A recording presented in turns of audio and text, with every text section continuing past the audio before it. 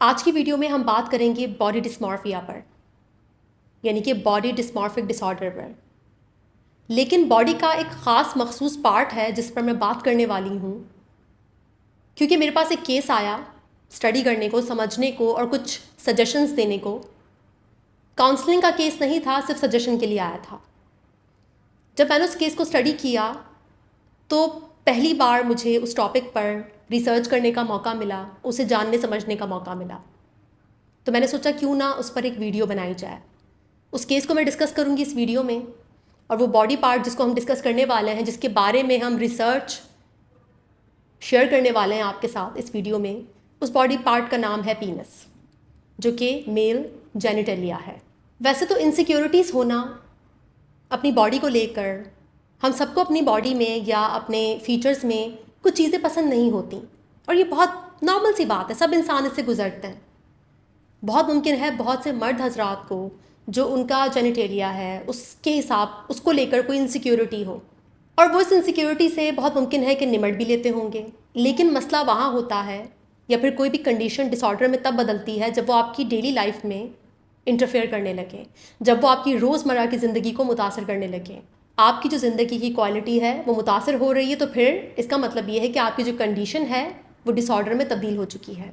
जैसे कि हम सब जानते हैं कि मीडिया टारगेट करता है ख़वातीन को उनकी खूबसूरती के लिए कि वो कम खूबसूरत हैं, फ़लाँ क्रीम लगाएंगी तो ऐसी हो जाएंगी, ये वाली दवाई यूज़ करेंगी तो पता नहीं क्या ही उनका बॉडी स्ट्रक्चर बन जाएगा। और इसी तरह से मर्दों को भी टारगेट किया जाता है उनका जो पीनस साइज़ है उसको लेकर। और जो मेरे पास केस आया स्टडी करने को और सजेशंस देने को, उनको प्रॉब्लम ये था कि उन्हें ऐसा लगता था कि उनका जो पीनस साइज़ है वो बहुत स्मॉल है। और ये कभी कभी की थॉट्स नहीं थी, बल्कि डेली उनको इस सोच से रिलेटेड इंट्रूसिव थॉट्स आती थी, फ्लैशबैक्स आते थे, और वो किसी भी काम पर फोकस नहीं कर पा रहे थे। शदीद एंजाइटी, बहुत ज़्यादा लो सेल्फ इस्टीम, और हर वक्त इसी चीज़ के बारे में सोचते रहना, दूसरों से इसकी वैलिडेशन हासिल करना। जब मामलात बहुत ख़राब होने लगे तो उन्होंने फिर रीच आउट किया साइकोलॉजिस्ट को।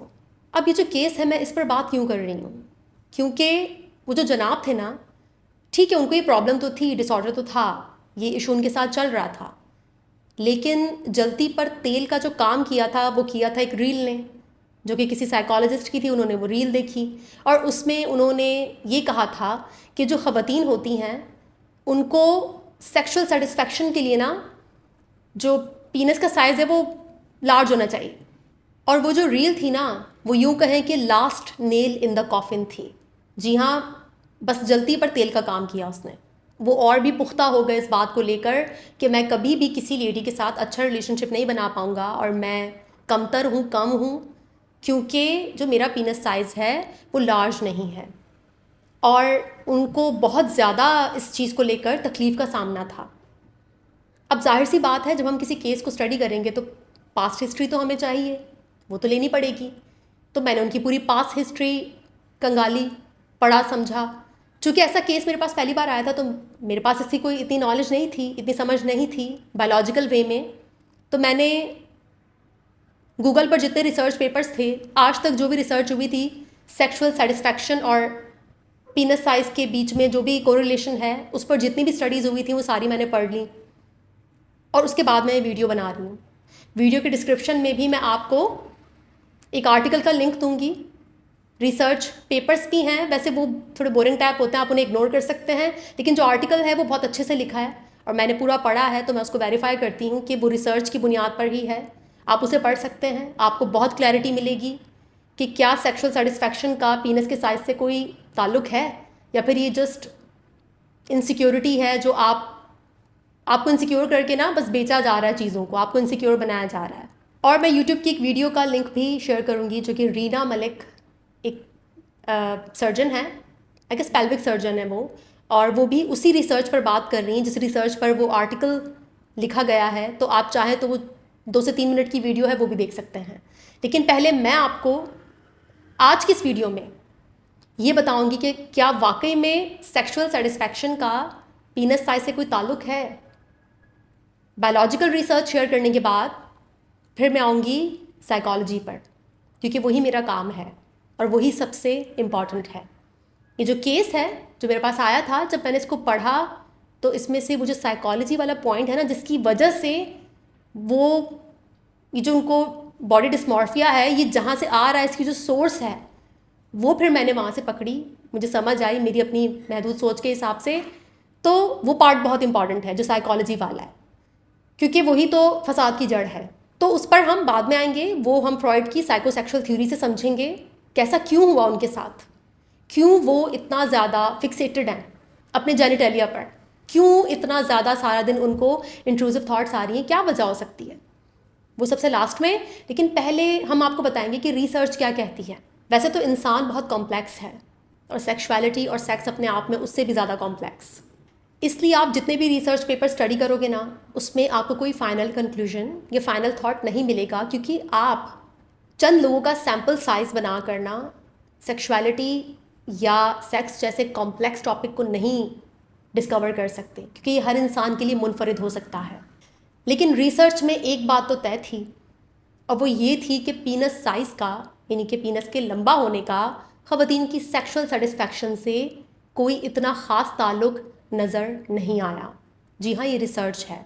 अलबत्ता जो बात सामने आई, और वो भी हम सबके लिए नहीं कह सकते, सबके लिए उसको अप्लाई नहीं कर सकते, लेकिन ज़्यादातर पर वो अप्लाई होती है और उसका एक साइंटिफिक प्रूफ है, और वो ये है कि पीनस का साइज़ तो ना सही, पर जो उसकी गिर्थ है, यानी कि जो उसकी विड्थ है, वो किसी हद तक थोड़ा बहुत किरदार अदा कर सकती है। क्योंकि एवोल्यूशनरी एतबार से अगर देखा जाए ना, इर्तिकाई एतबार से अगर हम देखें, तो जब भी आप ना वजाइना को पढ़ोगे, उसके बारे में पढ़ोगे, तो वजाइना में जो आउटर पार्ट होता है ना, उसमें बहुत सारी नर्व्स, जो नर्व्स है ना वहाँ पर बहुत ज़्यादा होती हैं आउटर पार्ट में, और अंदर की जानिब जिसका इनर पार्ट है, वहाँ पर बहुत नर्व्स मौजूद नहीं होती। तो जो वजाइना का आउटर पार्ट है, वहाँ पर नर्व्स ज़्यादा होने की वजह से सेंसेशन ज़्यादा होगी, जो सेंसरी और मोटर रिसेप्टर्स हैं वहाँ पर ज़्यादा होंगे। तो यही वजह है कि जो गिर्थ है, यानी कि जो विड्थ है, वो शायद कोई अमल दखल दिखाए, लेकिन लेंथ का कोई ताल्लुक नहीं, बिकॉज जो इनर पार्ट है वजाइना का, वहाँ पर इतनी नर्व्स नहीं होती। तो जो पीनस साइज़ है ना, उसकी लेंथ का लंबा होना या छोटा होना, इससे कोई फ़र्क नहीं पड़ता, ये बात तो तय है। लेकिन जो उसकी विड्थ है, उससे थोड़ा बहुत फ़र्क पड़ सकता है, लेकिन वो भी सबके लिए नहीं। जी हाँ, सबके लिए नहीं, क्योंकि हर इंसान की प्रेफरेंस, हर इंसान की बॉडी अलग होती है, हर औरत की बॉडी अलग है, उसकी प्रेफरेंसेस अलग है, उसकी साइकोलॉजी अलग है। लेकिन फिर भी जितने भी जो भी सैम्पल साइज़ था, जितनी भी ख़वातीन थी जिनके ऊपर रिसर्च की गई, तो उससे ये बात सामने आई। तो आज के बाद कोई भी आपकी इनसिक्योरिटीज़ का फ़ायदा उठाए, आपके अदम तहफ़्फ़ुज़ का फ़ायदा उठाए, तो वहाँ पर माइंडफुल हो जाइएगा, अपने अदम तहफ़्फ़ुज़ को रिकग्नाइज़ कीजिएगा, क्योंकि अब आपको पता चल चुका है कि पीनस साइज़ का सेक्सुअल सेटिस्फैक्शन से कोई डायरेक्ट रिलेशन नहीं है। तो आपको बेवकूफ़ बनने की बिल्कुल ज़रूरत नहीं है, और इन तमाम तर फेक मेडिसिन से, फेक लोशंस और फेक क्रीम से आपको कोई फ़ायदा नहीं होने वाला, अलबत्ता आपको नुकसान ज़रूर हो सकता है। अगर आप चाहें तो नाओमी वुल्फ की एक बुक है वजाइना अ न्यू बायोग्राफी, वो पढ़ सकते हैं, और आप चाहें तो उसमें से जो कल्चरल पार्ट है, जो उनके अपने ओपिनियन और व्यूज़ हैं, आप उनसे डिसएग्री कर सकते हैं, लेकिन जो साइंटिफिक पार्ट है वो बहुत अच्छा है। वजाइना में जो नर्व्स वाला जो पार्ट है, जो मैंने रिसर्च में पढ़ा, ये इस रिसर्च से पहले भी मैं पढ़ चुकी थी नाओमी वुल्फ की बुक वजाइना में अ न्यू बायोग्राफी। आप चाहें तो इस किताब को पढ़ सकते हैं, आपको थोड़ी अच्छी इन्फॉर्मेशन यहाँ से मिल जाएगी, क्योंकि नाओमी ने काफ़ी रिसर्च करके ये किताब लिखी है। उनके ओपिनियन से हम डिसएग्री हो सकते हैं, जो उन्होंने अपने ख़यालात का इजहार किया है, अलबत्ता साइंस और जो हिस्ट्री है उनकी इस किताब में, उससे हम मुत्तफ़िक हो सकते हैं। और यहाँ पर मैं एक बात और ऐड करना चाहती हूँ, शामिल करना चाहती हूँ, कि जो ख़वातीन हैं उनके लिए सेक्सुअल सेटिस्फैक्शन यकीनन मायने रखती होगी, क्यों नहीं रखती होगी, लेकिन ज़्यादातर जो ख़वातीन हैं ना, वो मर्दों की तरह नहीं होती। उनके लिए इमोशंस, कम्युनिकेशन, सिक्योरिटी, अटैचमेंट, ये सब बहुत मायने रखता है। जब भी कोई लड़का और लड़की रिलेशनशिप में आते हैं, अगर वो लोग जिनसी ताल्लुक़ में हैं, तो जो लड़की होगी ना, वो इमोशनली ज़्यादा अटैच होगी, क्योंकि उसके ब्रेन में ऑक्सीटोसिन ज़्यादा रिलीज़ होगा बनिस्बत लड़के के। तो याद रखिएगा कि ख़वातीन emotional connection, attachment, communication, security, safety, इसे बहुत पसंद करती हैं। अगर आप उन्हें रिस्पेक्ट देंगे, आप उनसे बातचीत करेंगे और फिर साथ में जो आपका सेक्सुअल एक्सपीरियंस है वो ऐड हो जाता है, तो फिर जो आपकी पार्टनरशिप है, आपकी जो कंपेनियनशिप है, वो बहुत अच्छी हो जाती है। सिर्फ सेक्स के पीछे भागना और सिर्फ सेक्सुअल सेटिस्फैक्शन और सेक्सुअल इंटीमेसी के बारे में सोचना, ये आपके रिलेशनशिप को हेल्दी नहीं करेगा। मैं एक वीडियो बनाऊंगी 5 काइंड्स ऑफ इंटीमेसी पर, कि कैसे ये 5 किस्म की जो इंटीमेसी है, अगर ये नहीं है आपके रिलेशनशिप में तो सिर्फ सेक्स से बात नहीं बनेगी। और ये वाली बात भी जाहिर सी बात है हर खातून के लिए अप्लाई नहीं होती, लेकिन ज़्यादातर के लिए ये बात कही जाती है। रिसर्च बताती है कि ख़वातीन के ब्रेन में ऑक्सीटोसिन ज़्यादा रिलीज़ होता है, जिसकी वजह से वो अटैच हो जाती हैं, और यही हार्मोन बच्चे की डिलीवरी के बाद भी रिलीज़ होता है, ख़ासकर ब्रेस्ट फीडिंग के वक्त। यही वजह है कि ख़वातीन अपने बच्चों के साथ बहुत ज़्यादा कनेक्टेड होती हैं इमोशनली, ख़ासकर शुरू के 2 साल चाह कर भी कोई माँ नहीं सो सकती, क्योंकि वो अटैचमेंट हमें जगाए रखती है कि हम अपने बच्चे का ख्याल रख सकें। ये तो था बायोलॉजी वाला पार्ट। अब बात करेंगे मेरे फेवरेट पार्ट की, और यही वजह है कि मेरे चेहरे पर मुस्कुराहट आ गई, क्योंकि ये मेरी एक्सपर्टीज़ है ना, साइकोलॉजी वाली। अब ये जो केस था जनाब का, जो मेरे पास आया और उनकी मैंने पूरी हिस्ट्री चेक की, कंघाली, तो 5 साल के थे वो जब उनके पेरेंट्स का डिवोर्स हो गया। जी हाँ, 5 साल के थे और पेरेंट्स का डिवोर्स हो गया, सेपरेशन हो गया। माँ चली गई छोड़कर, वो अपने फादर के साथ थे, और फादर भी बहुत नार्सिसिस्टिक इंसान थे। घर में बहुत ज़्यादा डोमेस्टिक वायलेंस देखा। जो फादर थे वो मदर को मारते भी थे, हाथ उठाते थे, वायलेंस करते थे। लेकिन मदर थी उनके पास, जब तक वो 5 साल के थे मदर थी। लेकिन जैसे ही 5 साल के हुए, मदर की सेपरेशन हुई फादर से, वो चली गई। अब उनकी लाइफ में ट्रॉमेटिक इवेंट्स जो है ना, वो मदर के जाने के बाद भी रहे, लेकिन सबसे बड़ा जो ट्रॉमा था वो था 5 साल की उम्र में वालदा का ज़िंदगी से चले जाना। जो उनकी फिक्सेशन थी ना अपने जेनिटेलिया पर, जो उनका पीनस साइज़ था, उस पर जिस किस्म की उनकी फिक्सेशन थी, जिस तरह से उनकी लाइफ में वो एंजाइटी उनको परेशान कर रही थी, तो फिक्सेशन ने ना मुझे फ्रॉइड की साइकोसेक्सुअल थ्योरी की याद दिलाई, क्योंकि इनका ये केस फ्रॉइड की साइकोसेक्सुअल थ्योरी पर फिक्स बैठ रहा था। फ्रॉइड कहते हैं कि किसी भी बच्चे की जो फिक्सेशन होती है ना जेनिटल्स पर, जब वो उसे एक्सप्लोर करना शुरू करता है, जब उसका जहन उसके अपने जेनिटल्स की तरफ जाता है, वो एज होती है 3 से लेकर 6, 3 to 6, और उसे कहते हैं फैलिक स्टेज। अभी जो जनाब हैं, इनकी मदर इनको जब छोड़कर गई तो ये 5 साल के थे। फ्रॉइड की थ्योरी के हिसाब से ये अपने फैलिक स्टेज में थे, साइकोसेक्सुअल थ्योरी के हिसाब से ये फैलिक स्टेज पर थे, यानी कि उस टाइम पर बच्चे का अनकॉन्शियसली जो फोकस है वो उसके जेनिटल्स पर आ जाता है, वो एक्सप्लोर करता है अपने जेनिटल्स को भी और दूसरों के बारे में भी सोचता है। और उस वक्त एक कितना बड़ा ट्रॉमेटिक इवेंट उनकी लाइफ में हो गया, लेकिन इसके बाद उनकी ज़िंदगी फिर भी चलती रही, मामला चलते रहे, वो जो कुछ भी था उन्होंने रिप्रेस कर दिया। ठीक है, अपने पीनस साइज़ को लेकर शायद वो इनसिक्योर रहे होंगे, बहुत से मर्द रहते हैं, लेकिन एकदम से उनकी लाइफ में एक और ऐसा इवेंट हुआ जिसने वो सारा पास्ट ट्रॉमा सरफेस पर वो आ गया ना, जो भी रिप्रेस्ड उनका ट्रॉमा था वो सारा सरफेस पर आ गया। और जब वो सरफेस पर आया ना, तो कहाँ फंसे वो, कहाँ फिक्सेशन हुई? पीनस पर, जेनिटल्स पर। क्योंकि सबसे मेजर ट्रॉमा लाइफ का सबसे मेजर ट्रॉमा कब लगा था? 5 साल की उम्र में। और उस टाइम पर क्या है, फैलिक स्टेज चलती है, तो फिक्सेशन जेनिटल्स पर होना बनता है। क्यों? क्योंकि वो टाइम ही ऐसा था। अब जब उनकी लाइफ में और भी बहुत ज़्यादा ट्रॉमेटिक इवेंट्स आए और उनकी ज़िंदगी रातों रात बदल गई, जज्बात बदल गए, सब कुछ बदल गया। उनको शदीद फियर, शदीद इनसिक्योरिटी, शदीद एंजाइटी, यहाँ तक कि उनका जो ब्रीदिंग पैटर्न है वो भी बहुत शैलो हो गया है। इट मीन्स कि एंजाइटी बहुत ज़्यादा थी। तो वो एंजाइटी किसको लेकर आई? जेनिटल्स को लेकर। जनाब कहते हैं कि मैं बहुत कोशिश करता हूँ, बहुत खुद को समझाता हूँ, लेकिन मेरा ब्रेन समझने को तैयार नहीं है। मैं सारा दिन इसी चीज़ के बारे में सारा दिन सोचता रहता हूँ, मुझे समझ में नहीं आ रहा मुझे क्या हो गया है। तो मैंने उनसे कहा कि लॉजिकल ब्रेन से बात नहीं बनेगी, मामला इमोशनल है, ट्रॉमा इमोशनल लगा है, 5 साल की उम्र में लगा है। फ्रॉइड की साइकोसेक्सुअल थ्योरी मैंने मशवरा दिया कि इसको वो ज़रूर पढ़ें, कि उनकी फिक्सेशन जेनिटल्स पर क्यों है, क्योंकि वो जो ट्रॉमा है वो रिजॉल्व होना चाहता है। अभी साइको एनालिसिस का एक लंबा प्रोसेस चलेगा, रिप्रेस ट्रॉमा सरफेस पर आएगा और वो प्रोसेस होगा। और वो जो स्टेज है ना 3 से 6 साल वाली फैलिक स्टेज, जहाँ वो फंस गए ना, स्टक हो गए, वो कभी वहाँ से मूव नहीं हुए। मिसाल के तौर पर आप सोचें, एक बच्चा है, वो जंगल में खड़ा है, उस जंगल में वो नया आया है, उसके साथ उसके माँ बाप होते हैं, माँ बाप ने पूरा जंगल देखा हुआ है, उनको पता है कि कौन सा रास्ता क्या है, जंगल से बाहर कैसे निकलना है।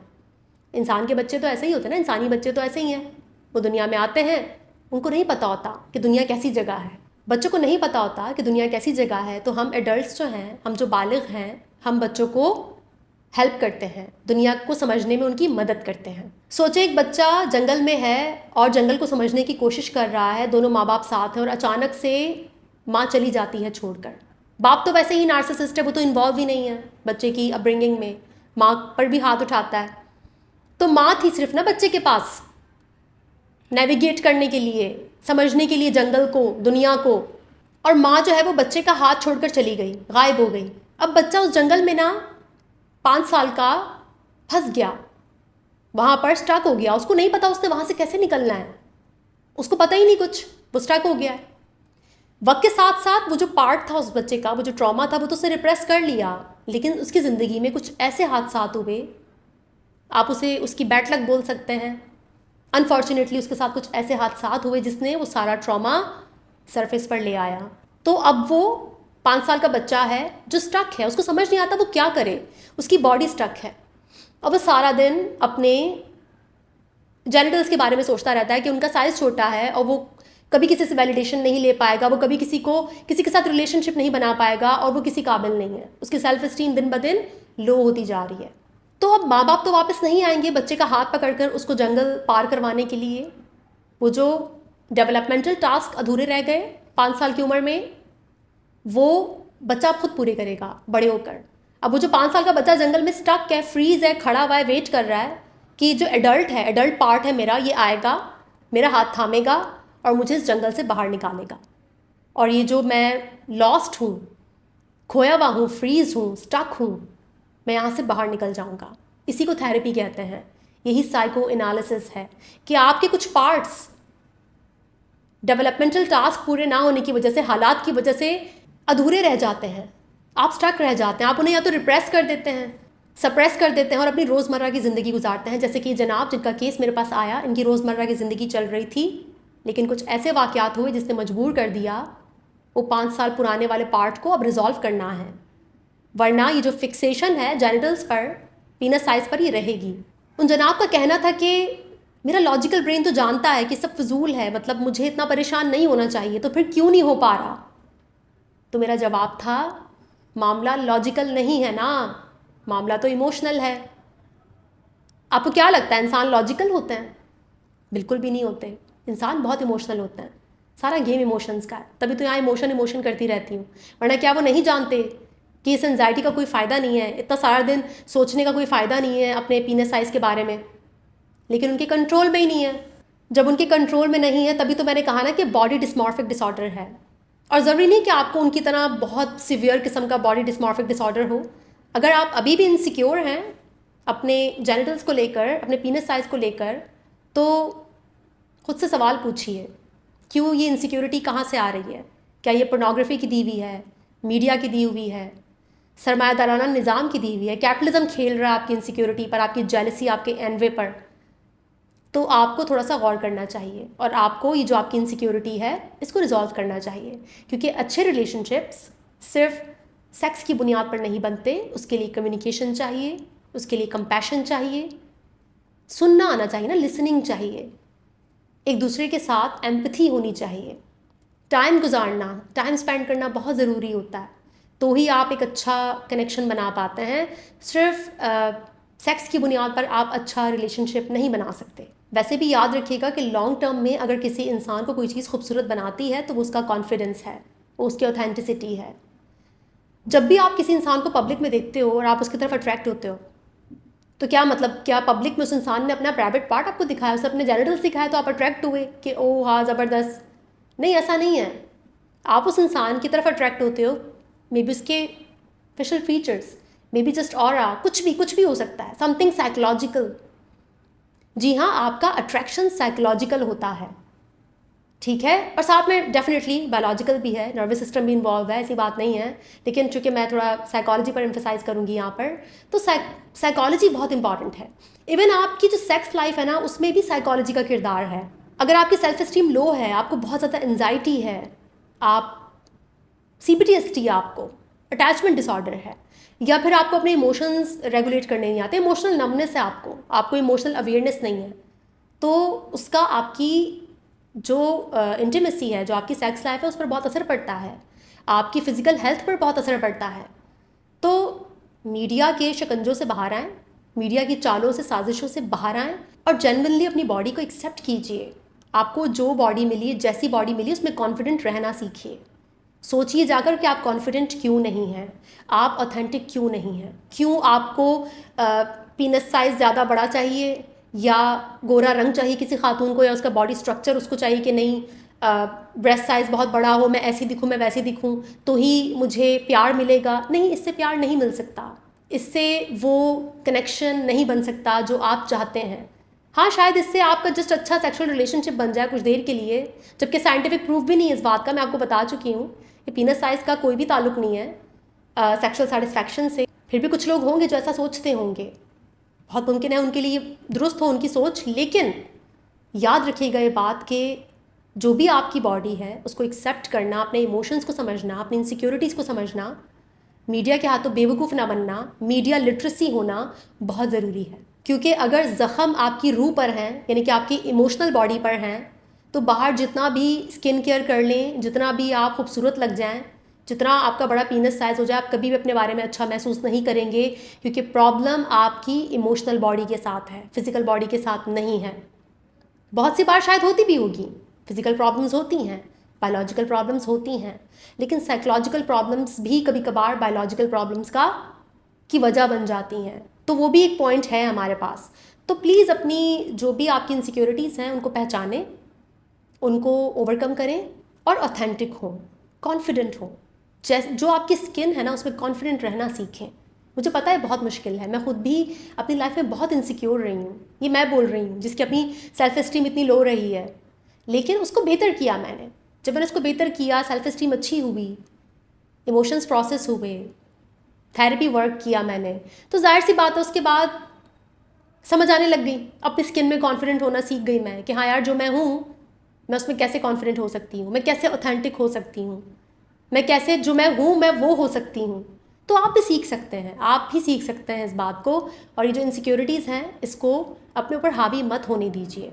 अब उन क्लाइंट पर वापस आते हैं, तो फिर जब उन्हें कुछ इंटरवेंशंस मैंने समझाई और मैंने उनसे कहा कि उन्हें CPTSD है, उनको क्लियर सिम्टम्स हैं चाइल्डहुड ट्रॉमा के, और वो जो हुआ उनके साथ पेरेंट्स की सेपरेशन, और उसके बाद जो उनके साथ बहुत बुरे बुरे हादसात हुए हैं, तो उन सब ने मिल मिलाकर उनको बॉडी डिस्मॉर्फिक डिसऑर्डर में मुब्तला किया है। लेकिन जो जड़ है वो है उनका ट्रॉमा को हील करना होगा, साइको एनालिसिस या फिर साइकोथेरेपी करनी होगी, एक लंबी जर्नी है। वो जो फैलिक स्टेज है ना, साइकोसेक्सुअल स्टेज है, वहाँ से बाहर निकलना होगा, मूव ऑन होना होगा, अपने डेवलपमेंटल टास्क पूरे करने होंगे, ये बहुत ज़रूरी होता है। और ग्रीफ, बहुत सारा ग्रीफ करना होगा, क्योंकि आपके पेरेंट्स नहीं थे, आप वालदैन का साया नहीं आपके सर पर आया, लाइफ आपके लिए डिफ़िकल्ट थी, टफ़ थी, इमोशनल सपोर्ट नहीं है, कोई नहीं है आपका, तो बहुत सारा ग्रीफ करना है। काफ़ी टफ़ सिचुएशन थी उन जनाब की, और जितना उनको सजेशंस में गाइड किया जा सकता था उनको गाइड किया गया, और मैंने सोचा कि क्यों ना इस टॉपिक पर वीडियो बनाई जाए। फ्रॉइड के साइकोसेक्सुअल जो स्टेजेस हैं ना, उस पर मैं कभी वीडियो बनाऊंगी, उस पर बात करेंगे रियल लाइफ एग्जाम्पल से। तो कभी कभार हमारी ज़िंदगी यूं ही चल रही होती है, हम अपने ट्रॉमास को रिप्रेस किए बैठे होते हैं, लेकिन एक दिन अचानक कुछ ऐसा वाक़या होता है कि हमारे सारे पास्ट ट्रॉमा सरफेस पर आते हैं, और फिर वो हमें कहते हैं चिल्ला चिल्ला कर कि अब हमें हील करो, अब नहीं चलेगा रिप्रेस करना। तो उन जनाब के साथ भी कुछ ऐसा ही हुआ, और आपने देखा कि अनकॉन्शियस माइंड कितनी खूबसूरती से काम करता है, साइकोसेक्सुअल थ्योरी कितनी बेहतरीन तरीके से उन पर अप्लाई होती है। ज़रूरी नहीं कि सब पर हो, सबके साथ ही ऐसा हो, लेकिन उनके केस पर अप्लाई हो रही थी कि 5 साल की उम्र में सेपरेशन हुई और वो फैलिक स्टेज था, और आज उनकी फिक्सेशन उनके जेनिटल्स पर है। तो कितनी खूबसूरती से डॉट्स कनेक्ट हो रहे हैं। तो ऐसे ही आप भी एनालाइज करना सीखें अपनी लाइफ को, अपने इश्यूज़ को, अपने इमोशंस को, अपने प्रॉब्लम्स को, और जो भी आपकी इनसिक्योरिटीज़ हैं उसका फ़ायदा मत उठाने दीजिए। आप अपनी इनसिक्योरिटीज़ का फ़ायदा तब नहीं उठाने दे सकते जब आपको पता हो कि आपकी इनसिक्योरिटी है क्या। बॉडी डिस्मॉर्फिक डिसऑर्डर में लोग अपनी इनसिक्योरिटीज़ को छुपाने के लिए ना बहुत मेहनत करते हैं, बहुत टाइम ज़ाया करते हैं, बहुत एनर्जी ज़ाया करते हैं। बार बार शीशा देखना, बार बार अपने बॉडी के उस पार्ट को देखना, बार बार देखना कि ओ मैं मोटी हो रही हूँ, हालांकि आपका इतना वज़न नहीं है लेकिन आप फिर भी आपको लगता है कि आप मोटे हो रहे हैं। बार बार आईने के सामने अपने आप को देखना, तो आपको अपना फेस, अपनी बॉडी बहुत अगली नज़र आती है। आपको लगता है कि आप बिल्कुल भी खूबसूरत नहीं है। दुनिया वाले आपको बोलते हैं कि अरे तुम तो इतने प्रिटी हो, तुम इतने हैंडसम हो, लेकिन आपको लगता है कि आप नहीं हैं, क्योंकि आपको बचपन में बहुत इम्पॉर्टेंट लोगों ने ये एहसास दिलाया कि आप अगली हैं, आप इस काबिल नहीं कि आप पे तवज्जो दी जाए। आपको निगलेक्ट किया गया, आप अब्यूज़ से गुजरे। उन्होंने जानबूझकर नहीं किया, जो हालात थे उसकी वजह से हुआ, लेकिन आज आप उसको भुगत रहे हो, तो उसको हील करना आपकी ज़िम्मेदारी है।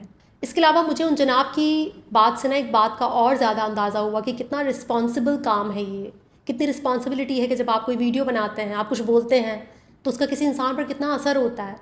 मुझे बहुत डर लगा कि कभी कभार कुछ बातें किसी इंसान को इतना ज़्यादा तकलीफ़ में ले जाती हैं कि वो एक रील जिसमें उन्होंने कहा कि हाँ ऐसा है, साइज़ का ताल्लुक़ है सेटिस्फेक्शन से, और ख़वातीन को जो पीनस साइज़ है वो लार्ज पसंद है, तो बस वो बात उनको और ज़्यादा डिप्रेशन, इनसिक्योरिटी में ले गई। तो कभी कभार हमें रिसर्च करके बात करनी चाहिए। दिन में 1 घंटा निकाल कर सोचें कि आपका जहन क्या कहता है, आपकी लाइफ के क्या सर्कमस्टांसेस हैं। निदा जो बोल रही है ज़रूरी नहीं कि वो आपकी लाइफ के लिए पूरा उतरता हो। यहाँ पर साइंटिस्ट एक्सपेरिमेंट करते हैं, उनको पता होता है कि भाई ये सबके लिए नहीं हो रहा, क्योंकि आप इंसानों की जो कॉम्प्लेक्सिटी है ना उसे एक टेस्ट के ज़रिए मालूम नहीं कर सकते। लेकिन ठीक है, कुछ चीज़ें, कुछ प्रोटोकॉल्स को फॉलो करना पड़ता है, पर पता होता है कि ये उस कॉम्प्लेक्सिटी को नहीं, ये टेस्ट जो है ना वो कंसिडर कर सकता। तो आप लोगों को भी पता होना चाहिए कि अगर कोई भी बंदा यूट्यूब पर कुछ भी बोल रहा है तो ज़रूरी नहीं है कि वो सच हो या फिर वो आपके लिए अप्लाई हो, एप्लीकेबल हो। और वैसे भी सारे एक्सपेरिमेंट्स ना वेस्ट में होते हैं। ये जो मैंने आपके साथ आर्टिकल मैंने शेयर किया, ये भी वेस्ट में वेस्ट में ही किसी ने लिखा है ना, रिसर्च भी वहाँ पर होती है। अब हम ठहरे एशियन लोग, हम तो सब कॉन्टिनेंट वाले हैं, तो हमारे लिए तो वो चीज़ अप्लाई भी नहीं होती। तो ये भी देखें ना कितना डिफरेंस है। तो हमें अपने माशरे को, अपने हालात को, अपने आप को खुद भी समझना होता है। कल्चरल डिफरेंस है बहुत बड़ा, ज्योग्राफी का डिफरेंस है, रीजन का डिफरेंस है, हर चीज़ का डिफरेंस है। लेकिन कुछ चीज़ें फंडामेंटल होती हैं तो चलो वो हम फॉलो कर लेते हैं ना, लेकिन बाकी बहुत सारी चीज़ें ऐसी हैं जो फंडामेंटल नहीं हैं, जो यूनिवर्सल नहीं हैं, जो कल्चर पे डिपेंड करती हैं। और अगर इश्यूज़ हैं, इनसिक्योरिटीज़ हैं, तो साइको एनालिसिस बेहतरीन है। अपने इमोशंस का जायज़ा लें, अपने बचपन का जायज़ा लें। बचपन में उड़ाया जाने वाला मजाक आपकी शख्सियत का, आपके फीचर्स का, आपके कॉम्प्लेक्शन का, आपकी बॉडी का, बड़े होकर आपकी आइडेंटिटी बन जाता है, आपकी शख्सियत बन जाता है। तो जाइए विज़िट कीजिए अपने बचपन को, थोड़ा टाइम दीजिए खुद को और देखिए कि वो क्या था जो आज भी आप अपने साथ लिए फिर रहे हैं इनसिक्योरिटी की शक्ल में, और आप चाहें तो उससे अपनी जान छुड़ा सकते हैं। पीनस साइज़ मैटर नहीं करता, अगर कुछ मैटर करता है तो वो ये कि आप कितने कॉन्फिडेंट हैं। उम्मीद करती हूँ कि मैं अपना पॉइंट एक्सप्लेन कर पाई होंगी। वीडियो को यहीं पर ख़त्म करते हैं। इंशाल्लाह नेक्स्ट वीडियो मुलाकात होगी, तब तक के लिए अपना बहुत ख्याल रखिएगा। Thank you so much.